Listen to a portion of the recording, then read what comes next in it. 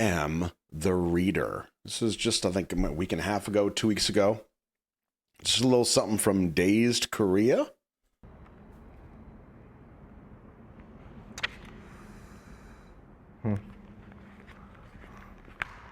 거트루드 스타인 해답은 없다. 앞으로도 해답이 없을 것이고 지금까지도 해답이 없었다. 이것이 인생의 유일한 해답이다. 명답이네요. Does he have indigo hair? Huh. 그 피카소와 이제 마티스를 후원했던 그 거트루드 스타인이 맞다면 끝없이 그 예술가들을 후원했던 그분의 일종의 결론이지 않나. 이거 한 6, 7년 정도 전에 재밌게 읽었던 잠원집인 것 같아요. 이제 그러니까 소위 요절한 예술가들을 다룬 책이고요. 제가 좋아하는 작가, 화가분들이 굉장히 많이 들어가 있어요. 이 서문을 읽으면서 읽었던 구절이 몹시 괴로워지거든 어느 일요일에 죽어버리자. 그때 당신이 돌아온다 해도 나는 이미 살아있지 않으리라. 다시는 당신을 볼 수 없을지라도 나의 혼은 당신과 함께 있노라. 저주받은 삶, 그러나 축복받은 화가, 예술만이 그들을 구원하리라. 되게 이렇게 죽을 때까지 어떤 천형처럼 예술을 지고 갔던 이 예술가들의 삶을 잘 상징하는 것 같아서 굉장히 이 책을 전반적으로 상징하는 구절인 것 같습니다. 최근에 친구한테 추천을 받아서 그 한병철 교수님의 에로스의 종말이라는 책과 그 다음에 알랭바디우의 사랑예찬이라는 책을 같이 읽었는데 사랑에 관한 철학자들의 논쟁 같은 건데 굉장히 뭐랄까 사랑이라는 것이 현대사회에서 어떻게 소모되고 있는지 그리고 우리가 연애를 대하는 태도라든지 그런 거에 대해서 좀 진지하게 다시 한번 고민해 볼 수 있는 그걸 읽으면 이제 많이들 좌절하실지도 몰라요. 왜냐면 저희가 하고 있는 사랑은 사랑이 아니라고 얘기하는 책이거든요. 우리가 항상 누구를 만날 때 재고 이렇게 막 계산하고 이런 것들에 대해서 한 번쯤 진지하게 돌이켜 볼 수 있게 하는 책들이었습니다. 네, 고생하셨습니다. Oh, that's it. Just talking about some books. Man, I've said this before. I tell you what, I say this now, if I could go back in time, I know we don't have a lot of younger viewers per se, like, you know, like I'll say in the 20s, like even younger than 20. We have some, not a lot. The majority of the demographics on the channel are around my age, give or take a couple decades. Just kind of sums everybody up.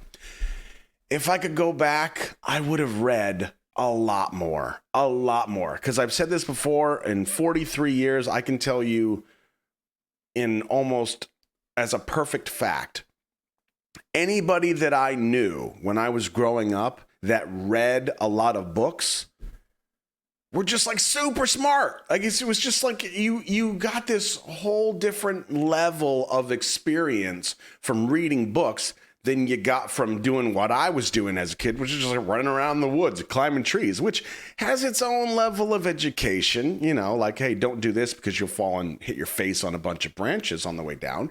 But I don't know, man, it's just a fact of my life. I would have gone back and read more. And Joyce is right. It's not too late. And I try to chip away at it. But probably just like when I was a kid, my attention span just, whew. If that book doesn't grab me in 3 pages, I'm out cold. So maybe I just need to be faster about deciding, is this yay or nay, instead of trying a book over and over and over again. But all that to say, what I love about Junie, like his intellect is just impeccable. The way he describes things, the way he interprets things. And you know, he's my bias. He's my guy. He stole my soul with those dragon eyes. But I tell you, the more I learn about him and these kind of parallels and ways that I feel like I relate to him, he mentioned it here. He talks about philosophy and how he loves this book that he read because it's this almost conversation, this argument or debate between philosophers on love and how it's being consumed within modern society.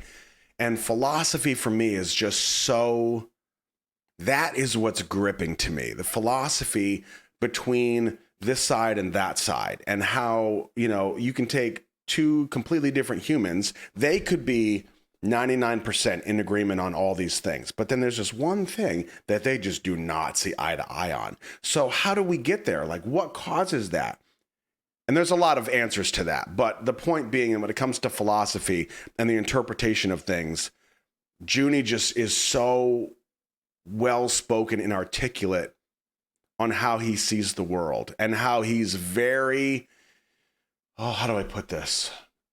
He's very open-minded. He's willing to listen to a conversation on both sides and actually apply that information and critically think through the conversation, instead of what I think a lot of us are guilty of sometimes, which is you have your perspective, which is shaped by a lot of different things, and then you're extremely closed to the new information, right? It's almost like you're just, in some ways, you're not willing to change your mind on something, change your perspective.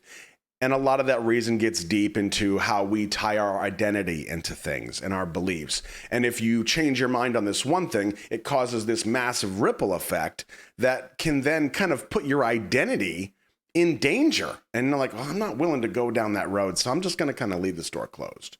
That's the easiest of the routes. I don't know how we got this deep. There's one video, 2-minute video where I talk about identity and getting tied up, for crying out loud. Oh, man. All right, we're $1.99 into my book club membership. Does Columbia House or BMG, do they do like a book club still? They send you like a book for a penny or something? Definitely a big audiobook fan, that's for sure. It's very easy.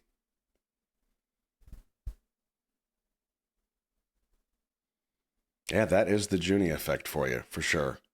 That's my boy! Good old June.